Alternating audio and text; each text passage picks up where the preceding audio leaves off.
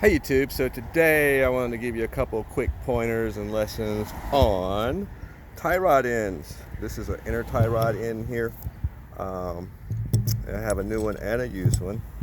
And basically what that does is it controls your steering so that you can steer the car. So we have a Chrysler 300 here, Hemi, big V8 motor. Motors are great, transmissions are great, but there's other components on these cars that you'll need to fix from time to time. For instance, the tie rod end.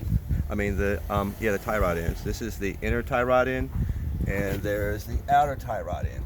And those hook into the oh my gosh. You ever have a brain fart, forget what you're about to say? Those hook into the rack and pinion right there, and then that will come from there to this piece here. And what that does is that controls your steering so that you can steer the car left and right. As you turn the steering wheel left and right, this piece will go from left to right, which will turn these wheels from left to right. Now I know you can't see it good, so guess what? I've got a real treat for you today. I've got an assembly already torn apart so that we can see this a little bit closer and observe what is going on here.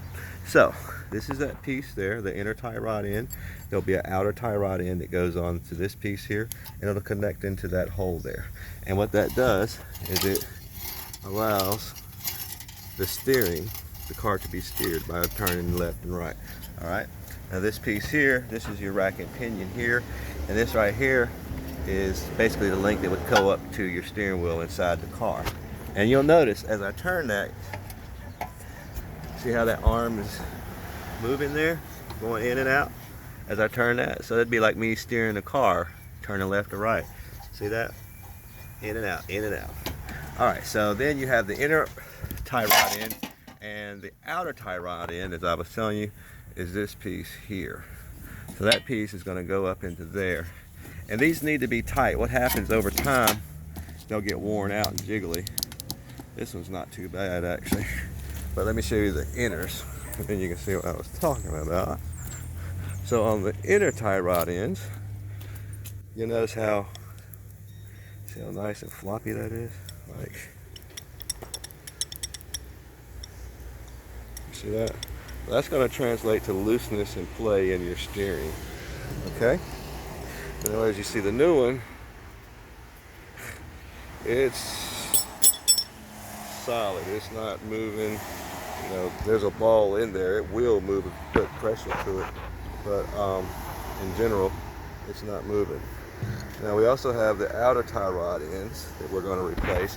Anytime you replace the tie rod ends, I would suggest go ahead and replace the inner and the outer, because if you just do one, especially if you're doing the inners. Now if you're doing the outers, you might be able to get away with just doing the outers, but if you have to do the inners, you may as well go ahead and change the outer as well, because you know it might not be worn out that day, but you know if it's got some miles on it, who's to say it won't be worn out later on.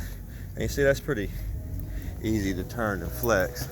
Now also we have the new one.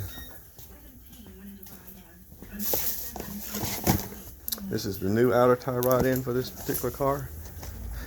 And I've had people ask me, like, is it, cost? Should you go with the expensive ones? Should you go with the cheap ones? Which is better? And it's like with anything. It's what you can afford in your budget. But no matter what, even if you get the cheap one, that's probably going to be a lot better than, the worn out stuff that you have on your car. With millions of miles on it. So, go open this up. There you go.